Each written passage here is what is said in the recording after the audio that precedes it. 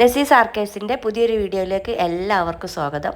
എല്ലാവരും സുഖമായിട്ടിരിക്കുകയെന്ന് വിചാരിക്കുന്നു. ഇന്നത്തെ വീഡിയോയിൽ ഞാൻ കാണിക്കുന്നത് മലബാർ സ്റ്റൈലിലുള്ള ഒരു കോഴി നിറച്ചതാണ്. അപ്പോൾ ഇത് മുമ്പൊക്കെ പുതിയാപ്പള സൽക്കാരങ്ങളിലൊക്കെ പ്രധാന ഐറ്റമാണ് കേട്ടോ. ഇന്ന് 2 കോഴി നിറച്ചതിനുള്ള ഓർഡറാണ് വന്നിട്ടുള്ളത്. അപ്പോൾ ഞാനിത് ആദ്യം തന്നെ ഒന്ന് മസാല തേച്ച് പുരട്ടുന്നത് എങ്ങനെയാണെന്ന് കാണിച്ചു തരാം കേട്ടോ. അതിനാവശ്യമായിട്ടുള്ള സാധനങ്ങൾ ഒരു മിക്സിൻ്റെ ചെറിയ ജാർ എടുത്തിട്ട് അതിലേക്കൊരു 10-15 ചുവന്നുള്ളി എടുത്തിട്ടുണ്ട്. പിന്നെ അതിലേക്ക് കുറച്ച് കറിവേപ്പിൻ്റെ ഇല, പിന്നെ കുറച്ച് മല്ലിയില, പുതിന, അതൊക്കെ നമ്മുടെ അളവിനനുസരിച്ചിട്ടാണ്. ഒരു ചിക്കൻ ആണെങ്കിൽ ഇതിൻ്റെ പകുതി എടുത്താൽ മതിയാവും. കുറച്ചധികം തന്നെ കറിവേപ്പിനയിലയും മല്ലിയിലയും പുതിനയൊക്കെ വേണം കേട്ടോ. മല്ലിയില കുറച്ച് കൂടുതലും പുതിന കുറച്ചും മതി. പിന്നെ ഒരു വലിയ ചെറുനാരങ്ങാണ് കേട്ടോ എടുത്തിട്ടുള്ളത്. ചെറുതാണെങ്കിൽ 2 എടുക്കണം. ഇത് നല്ല വലിപ്പമുള്ളതുകൊണ്ടാണ് 1 എടുത്തത്. പിന്നെ ഒരു 2-3 പച്ചമുളകും പാകത്തിനുള്ള കല്ലുപ്പും ചേർത്ത് കൊടുക്കുന്നുണ്ട്. പിന്നെ ഇതിലേക്ക് ഒരു വലിയ ടേബിൾ സ്പൂണ് അളവിലുള്ള തൈരാണ് ചേർത്ത് കൊടുക്കുന്നത്. ഇതിനി പേസ്റ്റ് രൂപത്തിൽ നല്ല രീതിയിൽ തന്നെ ഒന്ന് അരച്ചെടുക്കണം. ഈ ഒരു രൂപത്തിലാണ് കേട്ടോ വന്നിട്ടുള്ളത്. ഇനി നമ്മൾ നിറയ്ക്കാനെടുക്കുന്ന കോഴി നല്ലോണം കഴുകി വൃത്തിയാക്കിയതിന് ശേഷം ഒന്ന് എല്ലാ ഭാഗത്തുനിന്ന് ചെറുതായിട്ടൊന്ന് വരട്ട് കൊടുക്കണം. ആ എരിവും പുളിയും ഉപ്പും ഒക്കെ ഒന്ന് നല്ല രീതിയിൽ ഒന്ന് പിടിച്ച് കിട്ടാൻ വേണ്ടിയിട്ടാണ് ഇങ്ങനെ ചെയ്യുന്നത്. അപ്പോൾ 2 ചിക്കനും ഇതിൽ വരട്ട് കൊടുക്കുന്നുണ്ട്. ശരിക്കും ഇതിൻ്റെ അളവ് എനിക്കിപ്പോൾ അത്യാവശ്യം വലിയ ചിക്കനാണ് കേട്ടോ കിട്ടിയിട്ടുള്ളത്. 1 കിലോ അളവിലുള്ള ചിക്കനാണ് സാധാരണയായിട്ട് നിറയ്ക്കാനായിട്ട് എടുക്കേണ്ടത്. അപ്പോൾ ഇവിടെ കടയിൽ ആ ഒരു വലിപ്പത്തിലില്ലാത്തത് കൊണ്ടാണ് അങ്ങനെ എടുത്തത്. 1 വലുതുമാണ്, 1 ചെറുതുമാണ്. 1 പാകത്തിനുള്ള വലിപ്പം, 1 നല്ല വലുത്, 1.5 കിലോനൊക്കെ ഉണ്ട് 1. ഇനി നമ്മൾ മസാല പുരട്ടാനായിട്ട് വലിയൊരു പാത്രത്തിലേക്ക് നമ്മൾ നേരത്തെ അരച്ച് വെച്ചത് ചേർത്ത് കൊടുത്ത് മുളക് പൊടി 1.5 ടേബിൾ സ്പൂൺ അളവിലുള്ള ഈ വലിയ ജീരകം പൊടിച്ചതാണ് ചേർത്ത് കൊടുക്കുന്നത്. ഇപ്പോൾ 2 ആയതുകൊണ്ടാണ് കേട്ടോ. പിന്നെ ഇതിലേക്ക് ഒരു 1.5 ടീസ്പൂൺ അളവിലുള്ള കാശ്മീരി ചേർത്ത് കൊടുക്കുന്നുണ്ട്. പിന്നെ അത് പാകത്തിനുള്ള മഞ്ഞൾപ്പൊടിയാണ്. പിന്നെ എന്നിട്ട് കൈ വെച്ചിട്ട് നല്ലോണം ഒന്ന് മിക്സ് ചെയ്തെടുക്കുക. ഇനിയും കുറച്ചും കൂടി ഒരു ഐറ്റം ചേർക്കാനുണ്ട് കേട്ടോ അതിലേക്ക്. അപ്പോൾ അത് നല്ല രീതിയിൽ തന്നെ കൈ വെച്ച് മിക്സ് ചെയ്ത് കൊടുക്കുക. എന്നതിൻ്റെ ശേഷം അതിലേക്ക് ഞാൻ ഈ ഗരം മസാലപ്പൊടിയാണ് ചേർത്ത് കൊടുക്കുന്നത്. പിന്നെ പാകത്തിനുള്ള ഇഞ്ചി വെളുത്തുള്ളി പേസ്റ്റാണ്. അത് നമുക്ക് എത്രയാണോ അതിൻ്റെ പാകം അതിനനുസരിച്ച് ഇട്ട് കൊടുത്താൽ മതി. അപ്പോൾ മസാലയൊക്കെ ആക്കി കഴിഞ്ഞ് ഒന്ന് നാമിൽ വെച്ച് നോക്കുമ്പോൾ അറിയാം നമുക്ക് ഇനി കൂടുതൽ വേണോ വേണ്ടതെന്ന്. അതിനനുസരിച്ചിട്ട് നമുക്ക് എല്ലാ കാര്യങ്ങളും ഒന്ന് ചേർത്ത് കൊടുക്കുക.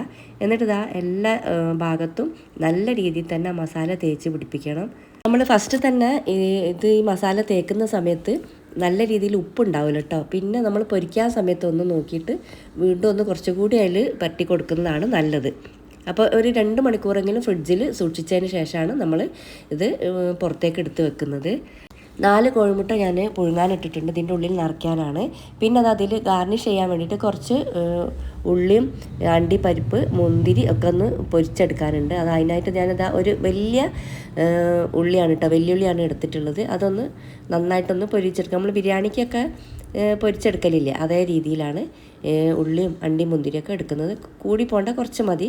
എൻ്റെ ഇത്തിരി അധികമായി പോയിട്ടുണ്ട്. ഇനി അത്ര വലിയൊരു ഉള്ളി വേണ്ട കേട്ടോ, കുറച്ച് മതിയെല്ലാം മേലെ ഇട്ട് കൊടുക്കുക. ലാസ്റ്റ് സ്റ്റേജിലാണ് ഇത് ചേർത്ത് കൊടുക്കുക. അപ്പോൾ ഫസ്റ്റ് തന്നെ അതൊക്കെ ഒന്ന് റെഡിയാക്കി മാറ്റി വെക്കുകയാണ്. പിന്നെ ആ ഒരു പൊരിച്ച പാനിലേക്ക് കുറച്ച് ആ ഓയിൽ മാറ്റിയിട്ടുണ്ട് കേട്ടോ. പൊരിച്ച ഓയിൽ കുറച്ച് അധികം ഉണ്ടെങ്കിൽ അത് പിന്നെ വേറെ പാത്രത്തിലാക്കിയതിന് ശേഷം പാകത്തിനുള്ളത് ഒഴിച്ച് കൊടുത്തതിന് ശേഷം പിന്നെ വീണ്ടും ഇതിലേക്ക് ഒരു 2 ഇടത്തരം വലുപ്പത്തിലുള്ള ഉള്ളിയാണ്. ഇത് നമ്മളെ കോഴിൻ്റെ ഉള്ളിലേക്ക് നിറയ്ക്കാനുള്ളതാണ് കേട്ടോ. പിന്നെ അതിൽ കുറച്ച് കറിവേപ്പിൻ്റെ ചേർക്കുന്നുണ്ട്. പാകത്തിനുള്ള ഉപ്പും കൂടി ചേർത്തിട്ട് നല്ലോണം ഒന്ന് വഴറ്റിയെടുക്കുന്നുണ്ട്. നല്ലോണം വെച്ചാൽ നല്ല രീതിയിൽ ഫൈനായിട്ട് വഴണ്ട് വരേണ്ട ആവശ്യമില്ല. ഉള്ളിലേക്ക് നിറയ്ക്കാൻ അത്ര ഒരുപാട് വേണ്ട. പിന്നെ അതിലേക്ക് 2 പച്ചമുളക് ചെറുതാക്കി അരിഞ്ഞതും കൂടി ചേർത്തിട്ട് ഒന്ന് വഴറ്റിയെടുക്കുകയാണ്. പിന്നെ അതിലേക്ക് ഒരു 1/2 ടീസ്പൂൺ അളവിലുള്ള ഇഞ്ചി വെളുത്തുള്ളി പേസ്റ്റാണ് ചേർത്ത് കൊടുക്കുന്നത്. അതും കുറേശ്ശെ മതി കേട്ടോ. പിന്നെ അതിലേക്ക് പാകത്തിനുള്ള മഞ്ഞൾപ്പൊടിയും കുറച്ച് മുളക് പൊടിയും, ഇതിലേക്ക് ഉള്ളിലേക്ക് നിറയ്ക്കാൻ നല്ല എരിവിൻ്റെ ആവശ്യമില്ല കേട്ടോ. പിന്നെ കുറച്ച് പെരുംജീരകം, പിന്നെ കുറച്ച് ഗരം മസാല, വളരെ കുറച്ച് മതി. അത് എന്നിവയാണ് കേട്ടോ ചേർത്ത് കൊടുക്കുന്നത്. പിന്നെ ഇതിലേക്ക് കുറച്ച് ഒരു 1/2 ടീസ്പൂൺ അളവിലുള്ള ചിക്കൻ മസാലപ്പൊടിയും കൂടി ചേർക്കുന്നുണ്ട്. അത് നല്ലൊരു ടേസ്റ്റ് കിട്ടാൻ വേണ്ടിയിട്ടാണ്. പിന്നെ അത് ഒന്നെല്ലാം കൂടി ഒന്ന് ആ പൊടികളുടെ ഒക്കെ പച്ചമണമൊക്കെ ഒന്ന് മാറി ചെറുതായി ഒന്ന് വഴറ്റി വരുമ്പോൾ നമുക്കിതിലേക്ക് കുറച്ച് മല്ലിയില അരിഞ്ഞത് കൂടി ചേർത്ത് കൊടുത്തിട്ട് ചെറുതായിട്ടൊന്ന് ഇളക്കി കൊടുത്തതിന് ശേഷം പിന്നെ ഇതിലേക്ക് നമ്മൾ പുഴുങ്ങി വെച്ചിട്ടുള്ള കോഴിമുട്ട ചേർത്ത് കൊടുക്കുക. അതിലേക്ക് ഇട്ട് കൊടുക്കണമെന്നൊന്നുമില്ല കേട്ടോ. പിന്നെ ഞാൻ ആ മസാലയിലേക്ക് തന്നെ കോഴിമുട്ട ഇട്ട് കൊടുത്തതാണ്. പിന്നെ നിങ്ങൾ ശ്രദ്ധിക്കേണ്ട പ്രധാന ഒരു കാരണം, ഈ ചിക്കന് നിറയ്ക്കാൻ വാങ്ങുമ്പോൾ വല്ലാതെ ഓൾസ് ഇടരുതെന്ന് പറയണം കേട്ടോ. എനിക്ക് വല്ലാതെ ബുദ്ധിമുട്ടായിപ്പോയി. എല്ലാ ഭാഗത്തും കീറി ഭയങ്കരമായിട്ട് ഓൾസ് ഇട്ട് വെച്ചിട്ടുണ്ട്. അതിനോണ്ട് എനിക്ക് തുന്നിയെടുക്കാനൊക്കെ നല്ല പാടായിപ്പോയി. പിന്നെ ചിക്കൻ്റെ അടിയിലുള്ള ഓൾസിലേക്ക് നമ്മൾ മസാലയും ഈ കോഴിമുട്ട 2 കോഴിമുട്ടയാണ് കേട്ടോ ഒരു ചിക്കനിലേക്ക് നിറയ്ക്കാനായിട്ട് വെച്ച് കൊടുക്കൽ. പിന്നെ അത് കഴിഞ്ഞതിന് ശേഷം ഞാനിത് എല്ലാ ഭാഗവും തുന്നിയെടുക്കുകയാണ്. വലിയ സൂചിയാണ് കേട്ടോ ഉപയോഗിച്ചത്. ഇപ്പോഴത്തെ കാലത്ത് ഈ സൂചി നൂലൊന്നും ആരും ഉപയോഗിക്കാറില്ല കേട്ടോ. പണ്ടാണ് ഇതൊക്കെ. ഇപ്പോൾ ടൂത്ത് പിക്കാണ്. പക്ഷേ എനിക്ക് ടൂത്ത് പിക്ക് വെച്ച് ചെയ്യാൻ പറ്റാത്ത അവസ്ഥ. ഇനി അത്രയും കീറലാണ് അവർ ചിക്കനിലിട്ട് കൊടുത്തത്. പ്രത്യേകമായിട്ട് ചിക്കൻ വാങ്ങുമ്പോൾ പറയണം വലിയ കീറലിടരുത് കേട്ടോ.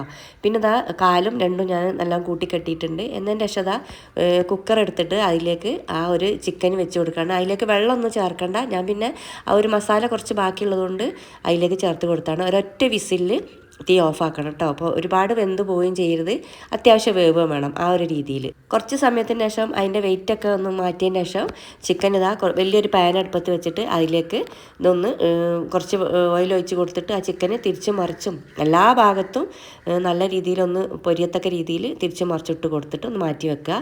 ചിക്കന് വേവിച്ച ആ ഒരു കുക്കറിൽ കുറച്ച് മസാല ഉണ്ടാവും, അത് നമുക്ക് ആവശ്യമുണ്ട് കേട്ടോ. അത് മാറ്റി വെച്ചിട്ട് പിന്നെ വലിയൊരു പാൻ അടുപ്പത്ത് വെച്ചിട്ട് ഇതിലേക്കൊരു 4 വലിയ ഉള്ളി, അത്യാവശ്യം നല്ല വലിപ്പത്തിലുള്ളി ചെറുതായി ചോപ്പ് ചെയ്തത് ചേർത്ത് കൊടുത്തിട്ട് നല്ലോണം ഇളക്കി കൊടുക്കുക. അതിലേക്ക് കറിവേപ്പിൻ്റെ ഇല, ഒരു 3 തക്കാളി, ഒരു 3-4 പച്ചമുളക് എന്നിവ ചേർത്തിട്ട് വഴറ്റിയെടുക്കുക. ഈ ഒരു മസാലയിൽ അത്യാവശ്യം എരിവ് വേണം കേട്ടോ. പിന്നെ നമ്മൾ ആ ഒരു ചിക്കന് വേവിച്ച ആ ഒരു മസാല ഉണ്ടല്ലോ, അതിലുണ്ട് അത്യാവശ്യം എരിവൊക്കെ.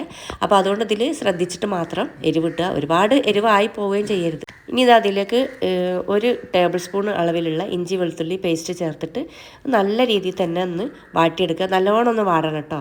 പിന്നെ അത് അതിലേക്ക് പാകത്തിനുള്ള മുളക് പൊടി ചേർത്ത് കൊടുക്കുന്നുണ്ട്.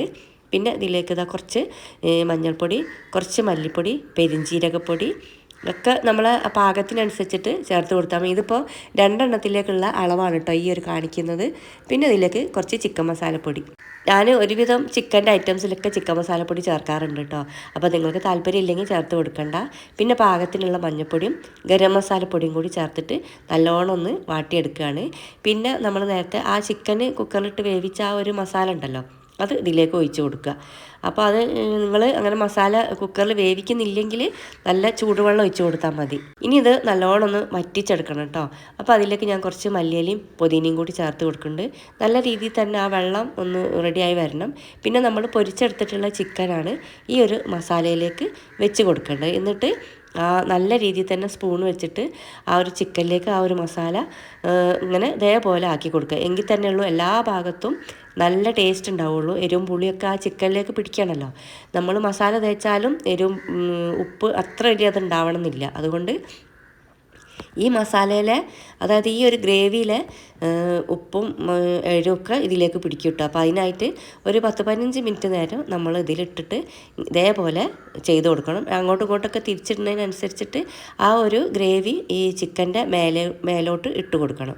പിന്നെ അതൊരു 10 മിനിറ്റൊക്കെ ഞാനത് മൂടി വെച്ച് കൊടുത്തിട്ടുണ്ട്. ഇടയ്ക്ക് ഇളക്കി കൊടുക്കും. പിന്നെ മസാല അതിലേക്ക് ഒഴിച്ച് കൊടുക്കും. അങ്ങനെയൊക്കെയാണ് കേട്ടോ. പിന്നെ അതിലേക്ക് 25 കണ്ണുവെച്ച പത്തിരിയാണ് ഇതാക്കി കൊടുക്കുന്നത്. കണ്ണുവെച്ച പത്തിരി 100% പെർഫെക്റ്റ് ആയില്ല കേട്ടോ. ചെറിയൊരു അബദ്ധം എനിക്ക് പറ്റിപ്പോയിട്ടുണ്ട്. പിന്നെ അതാ ചിക്കൻ റെഡിയാക്കി വലിയ കാസറോൾ അവർ കൊണ്ടുവന്നാണ് കേട്ടോ. അതിലേക്ക് പാകം ഇനി വലിയ കാസറോളാണ് കേട്ടോ. അപ്പോൾ ഈ 2 ചിക്കനും റെഡി ആയിട്ടുണ്ട്. പിന്നെ ലാസ്റ്റ് അതിലേക്ക് നമ്മൾ ഫസ്റ്റിൽ പൊരിച്ച് വെച്ചിട്ടുള്ള ഉള്ളിയും അണ്ടിപ്പരിപ്പും മുന്തിരിയൊക്കെ ചേർത്ത് കൊടുക്കുന്നുണ്ട്. അടുത്ത് തന്നെ നല്ലൊരു വീഡിയോ ആയിട്ട് വരാം കേട്ടോ. Thanks for watching.